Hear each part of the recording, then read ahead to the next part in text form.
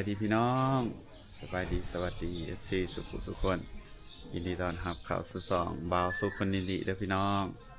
มื้อนี้ก็สิเข้าในเมืองปากเซ่อีกแล้วพี่น้องเอ้ยเมื่อวานนี้ก็พากันไปปากซองกับหมู่เนาะก็เลยว่ามื้อนี้สิเข้าไปปากเซ่อีกเทื่อนึงพี่น้องเพราะว่ามื้อนี้เฮามีนัดกับสาวลาวคนหนึ่งเนาะพี่น้องผู้ใดยังจื้อยังจำได้แน่เนาะนั่นก็คือน้องสายแววสาวลาวไต่พี่น้อง FC เก่าๆนะจะหูเนาะสายแววสาวลาวไต่นี่ก็คือหมู่ได้ข่าวเฮาเรียนภาษาอังกฤษเนาะพี่น้องบ่าวสุขเคยไปเรียนภาษาอังกฤษอยู่ที่เมืองปากเซ่พี่น้องอยู่เรียนนานาศาสตร์เรียนเพิ่มนี่แหละเนาะตอนนั้นก็ได้รู้จักกับน้องสายแววสาวลาวไต่พี่น้องพอบัดเรียนจบภาษาอังกฤษแล้วก็ต่างคนต่างแยกย้ายนะพี่น้องเอ้ยน้องสายแววเพิ่นก็ได้เดินทางเนาะหลายๆอย่างพี่น้องตามที่ FC ได้เบิ่งในคลิปเพิ่นแหละเพิ่นก็ไปต่างประเทศแน่แล้วก็ไปเฮ็ดเวียกอยู่นครหลวงพะบางแน่เนาะพี่น้องเพิ่นไปอยู่หั่นก็เลยบ่ค่อยได้ไปมาหาสู่กันนะเห็นมื้อนี้เพิ่นนะพี่น้องเพิ่นกลับมาอยู่บ้านแล้วเนาะเพิ่นก็เที่ยวไปเที่ยวมากับปากเซ่บ่าวสุขก็เลยว่านัดเจอกับเพิ่นมื้อนี้พี่น้องก็บ่ได้พอกันแต่โดนแฮะเนาะตั้งแต่เรียนจบพุ่นแหละเนาะพี่น้องไปเดี๋ยวเราสิเดินทางเข้าไปในเมืองปากเซ่กันจากบ้านบ่าวสุขไปอีก40นาทีก็ฮอดแล้ว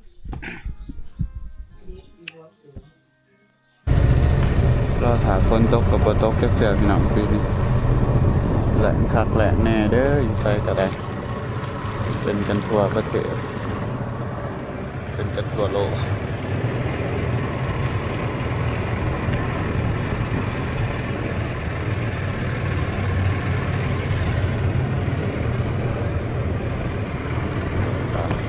แม่น้ำเซโดนไปที่เก้าแล้วพี่น้อง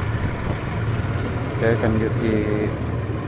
เมืองปากเซ่นครปากเซ่แล้วเนาะอาจจะบริทายการเดินทางพี่น้องอันนี้ตั้งใจไปเล่นไปหาไปพบไปเกาะกันเนาะพี่น้องบ่ได้เกาะกันจักเทื่อจะได้ว่านัดเจอกันไปกลับหลอกบ่าวสุขก็ได้ไปเห็นน้ำทรายแววแล้วก็กลับแล้วก็มีหลายคนนำเด้อพี่น้องมีเกยน้องแนมนั่งในบางที่ได้เกาะกระเป็ดตาดำนั่น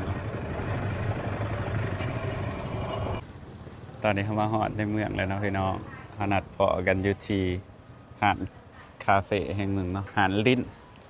หรือลิ้นก็เลยว่าน่าจะมานั่งเจอกันอยู่นี่ไวมากยังเอาเลยก็ได้สิเป็นไงสบายดีพี่น้องปองปายเบิร์ดสุขุสุพนจื้อแม่ใหญ่ตาดำแต่อยู่บ่น้องเป็นยังเกิดตัวเองว่าแม่ใหญ่ตาดำเพราะว่าปีนี้เป็นปีที่แบบว่าเถาแห้งแต่ว่าปกติก็เป็นฟ้าหยาแบบแม่ใหญ่ตาดำรู้สึกว่าเถาแห้งบ่เถาแห้งปีนี้สั่งเครื่องดื่มกันได้มากผู้เดียวให้ได้สิมาก็ไปมื้อนี้รู้สึกว่าลงเหือนถึงมือเว้ยแม่นบ่แม่นรู้สึกว่าคั่นมืออยากกินหยังอยากกินหยังน้องชายก็รอมื้อนี้บ่เห็นกันดนเนาะจักปีแล้วเนาะโอ้ยจักปียังเมืองหนาฝนกระเปาะกันอยู่หาดกาแฟอันนั้นเด้รัก40มันก็ปีนี้แต่ว่า2026แม่นบ่นานให้เราบอกสิบ่ได้ว่าเป็นแม่ใหญ่ตาดำจังได๋ลืมพี่น้องโอ้ยมื้อนี้รู้สึกว่ากาแฟสิแซ่บเป็นพิเศษได้แน่สิกินหยังมากเมนูคาปูชิโน่เอาคาปูชิโน่ให้เราสั่งมาผู้เดียวแม่มาผู้เดียวเลยเดี๋ยวเราสั่งเครื่องดื่มกันเนาะทุกคนอ๋ออันนี้ขอเพิ่งมาครั้งแรกเลยคาเฟ่ตัวนี้ทุกคนตอนนี้เขาพอกันแล้วสบายดีจะได้ส่วงนี้สบายดีบ่ส่วงนี้มีเรื่องวุ่นวายมีเรื่องวุ่นวายเห็นอยู่ในเฟซเนาะทุกคนเดี๋ยวไปเล่าครั้งเทิงไปได้พอกันแล้วก็สายแววบ่ได้พอกันจักปีแหละแต่โดนแล้วเนาะพี่น้องเอ้ยตั้งแต่ปุ่นอยู่เทิงคนร้ายบ่อุ้ยเยอะมากฮัลโหลสบายดีว้าวเลยมาพอคนดังนะต่างภายนี่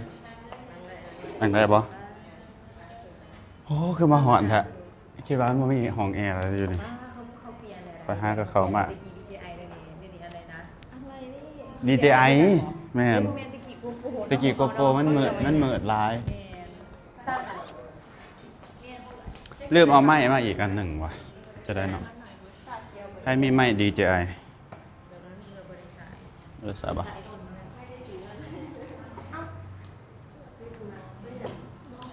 เอาเค้กอีกบ่มานมปีนะเขาไม่ร้อน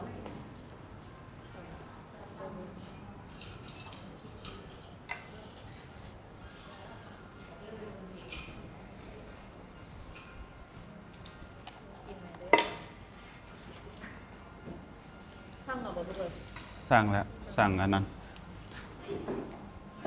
เดี๋ยวจะลองหาหัวสอน เขาชิปิดไม้ดีกว่ารู้สึกว่าเปลี่ยน ตั้งเทปเรื่องกินนี่เนาะเนาะพวกเรากันกินแดง ป้าทุกคนบ่ได้พอกันโดนมีแต่คนเลิศๆ เห็นว่าเห็นเหรอวะ เห็น สบายดีสบายดีพี่น้องน้องเนี้ยมชแนลเด้ จะได้ อ เป็นน้องแนมเดียวนี่ครับ เดี๋ยวนี้ส่วนนี้โบเป็นน้องเนี้ยมเว้ยซักพนามซาวบ๊อบสตาร์ ซาวบ๊อบสตาร์ แม่น้องเนี้ยมชแนลห้องพักเนาะส่วนนี้ คน รายงาน FC ไปว่าพักไปออกกู้อาจารย์ตอนนี้ความพักผ่อนว่าเราพี่น้องเนาะเพื่อนไหนสุข บาสุกพอก็เบื่อน้ำแนมล่าสุดแต่โดนนะเนาะ ตัวเฮาเฮ็ดอันนั้นพุ่นแต่เฮ็ดซอกอิหยังก็ให้กระตารางพนักคือ ตั้งแต่ไปเห็น ตรวจเห็น แล้วก็ซ้ายแล้วก็ตั้งแต่ตอนเรียนจบ อืม เรียนจบกับเพิ่นกับไปเลยเนาะพี่น้องไปเรียน แล้วก็เบี้ยวก็ไปทำงานอยู่โรงพยาบาล หลวงเนาะ พี่น้องเนาะปีหนึ่งปีปลายเนาะแล้วเนาะอยู่คน เต็มเลย ที่ดึกด่วนนะ ได้บ่ครูเขาสิขึ้นมาอายุบ่ สินั่งเมาหมอยกันเนาะทุกคนมื้อนี้ แม่ พอหลายคนก็ดีนั่น ตรง อันนี้คิดว่าใช้ไว้เอาเป็นบนอยู่บ้านพี่น้องก็เลยบ่ได้นัดเจอกัน อืม อันนั้นแต่ก่อนนะเฮาก็ไปมาหาสู่กันตลอดเนาะตั้งแต่ช่วงเรียนพุ่นแหละ แม่น แล้วพอมาสายแววเพิ่นไปเดินตามสายทางของเพิ่น นี่ ไปเที่ยวนั่นเที่ยวนี่แล้วก็ไปเฮ็ดเวียกอยู่เมืองหลวงเนาะเป็นจะได้ไปเฮ็ดเวียกมาม่วนบ่ ว้าวมันจะได้ประสบการณ์อิหยังหลายๆอย่าง ประสบการณ์หลายอ แม่ ย่าง นถือว่า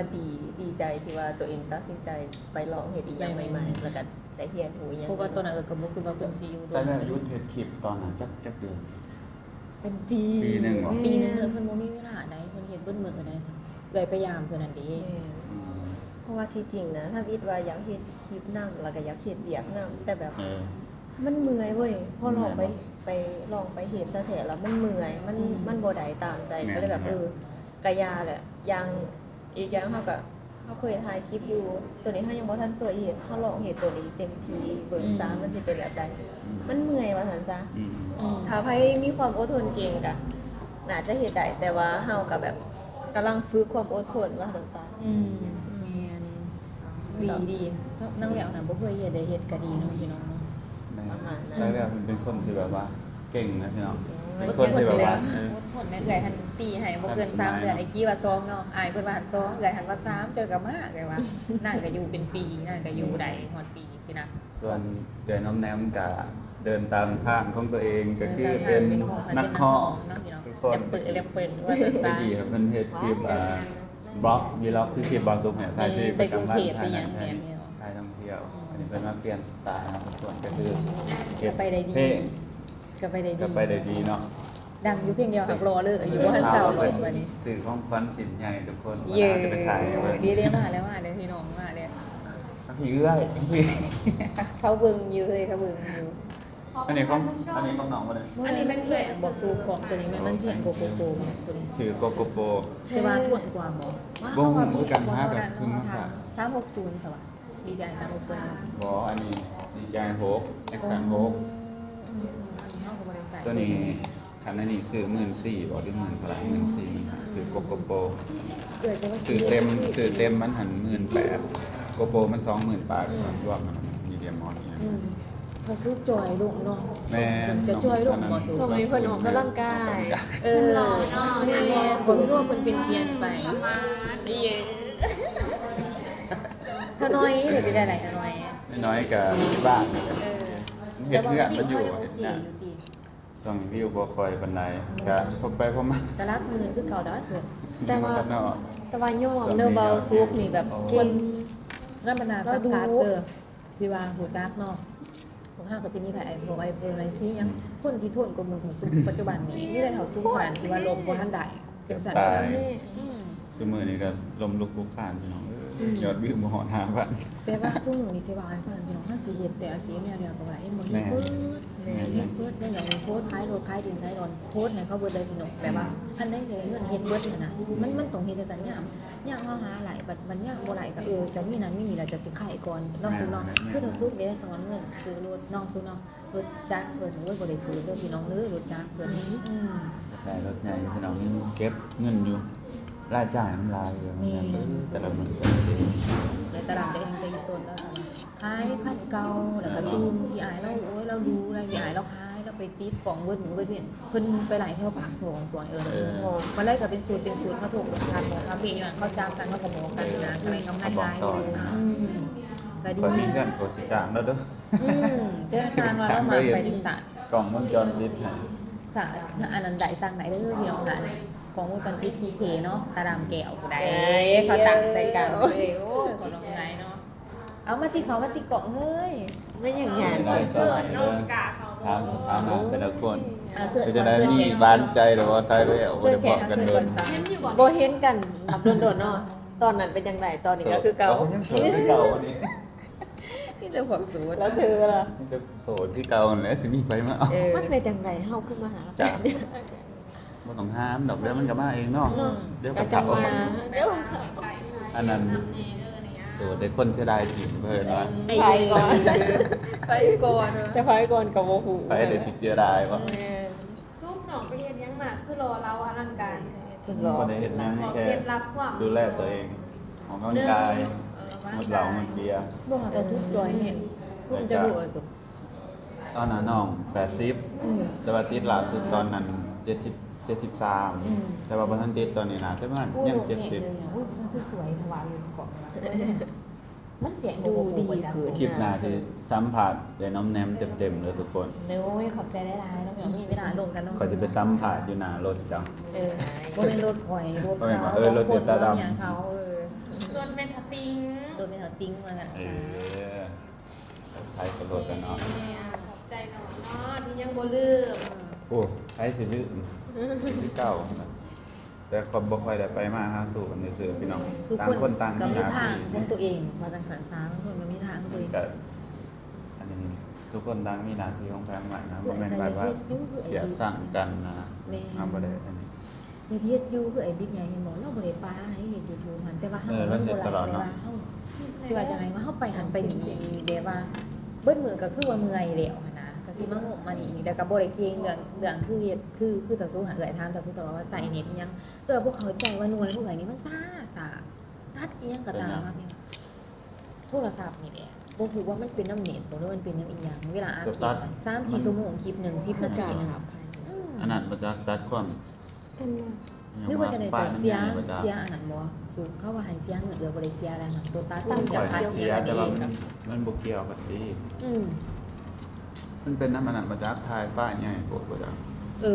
น่าจะแม่น บ่ได้วันนั้นเปิดสู้กันตัวมันสาแหะพอเราเลือกใจตัวนั้นบัดนี้เอาถ้าทายว่า10คลิป3สิได้ลงคลิป1 3มื้อของข่อยหาคนเลือกใจค่ะว่า เจ้าก็ทายไฟล์มันซ้ำ1,060 อืม จะทาย 4K บ่จักมันได้สัก เนาะเดี๋ยวไปตั้งใส่ร้านหันตัวพี่ร้านหันไปตั้งใส่ทาย TikTok ดีมันไปเบิ่ง TikTok ตัว แม่นมันสิสามเฮาสิมาตัดนี่ครับ เป็นยัง TikTok คือบ่ได้เงินคือ YouTube เนาะพี่น้องเนาะ TikTok มันวิวดียามดีก็ดีได้พี่น้องเนาะมันบ่ได้อยู่แล้วมันยากมันเฮ็ดจังได๋ เอาอีบ่เค้กตาสุกจักเพิ่นสิลงไปสั่ง น้องบ่กินของหวาน เพิ่นโลน จะเบิ่งไหมเรามีกะเนี่ยว่า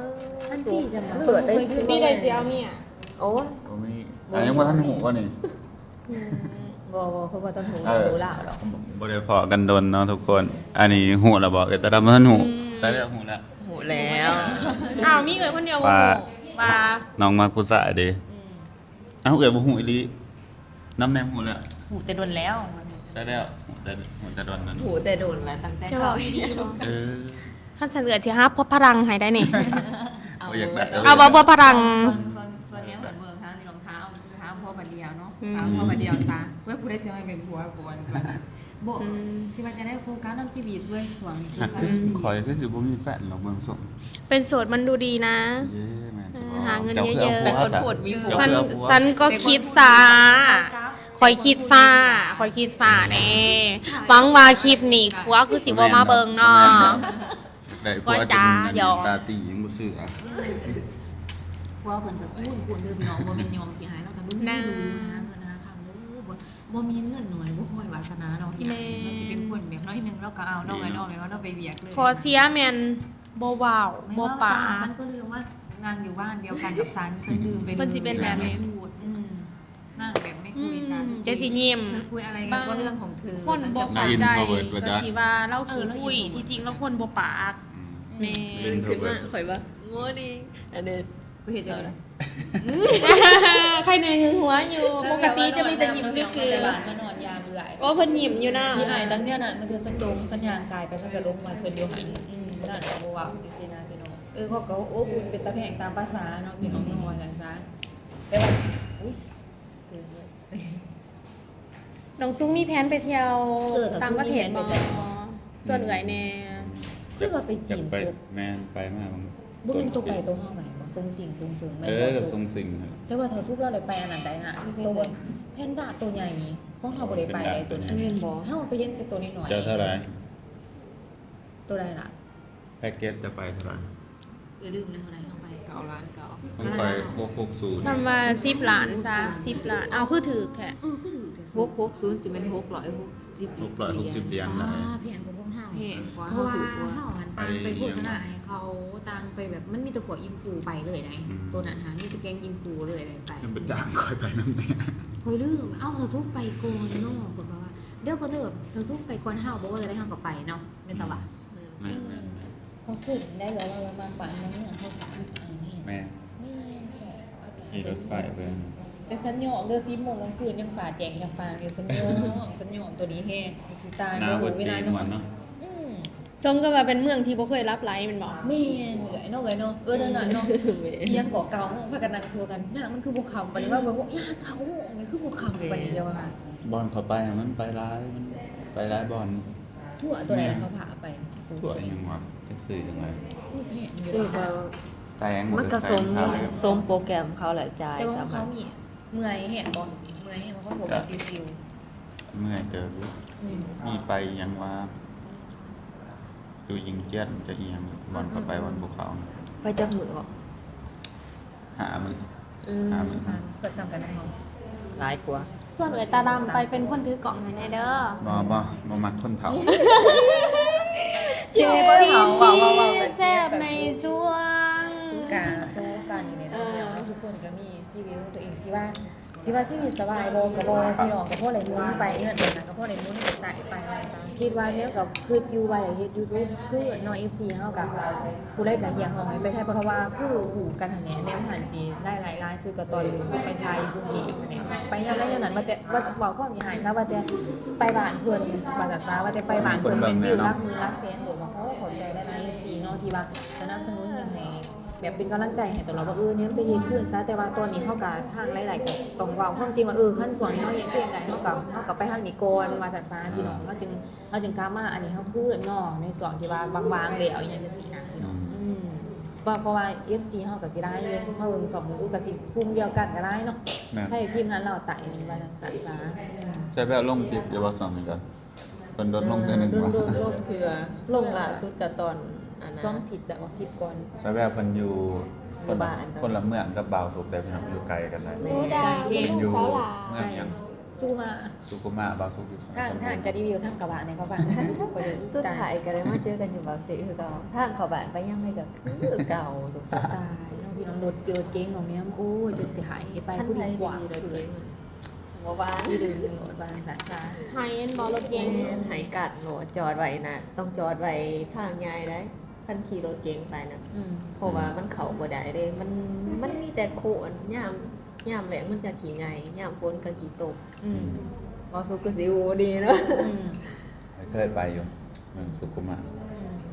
ปิดคลิปเอิ้นเอื่อยในเด้อเอื่อยสิฝากสองแม่ใหญ่ สิ ตา ปิด ดำ แต่ เด้ ได้นี่ อ เอ้า เอ้ากูดี ถ่ายมาแต่พุ่นน่ะ เขาจนคือสิว่าเพื่อฝากให้เราบอกซะให้เราหนี้ไว้ ก็ตารางฝากก่อน เพราะเขาถ่ายมันแต่ว่า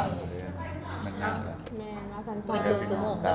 น มาพอมาพบกันหน่อยเด้อกับน้องสายแววกับเป็นตาดำ โดย น้องแนว เลย เป็นตาดำนี่พ่อบ่อยอยู่เห็นแล้วตลอด เห็นบ่คือเปิดไปถ่ายคลิปหนักแน่ โอ้ย แล้วก็ไปโลเราเนาะ เห็นกับไปเลาะแคมคองก็เห็นอยู่ตอนนั้นเฮ้ยแต่ตาดำนั่นเอง เอ้ย เจ้ามันเข่าแล้วลืม เท่าได้ลืมแม่น ว่าหันเขาก็เลี้ยงกาแฟแต่อยู่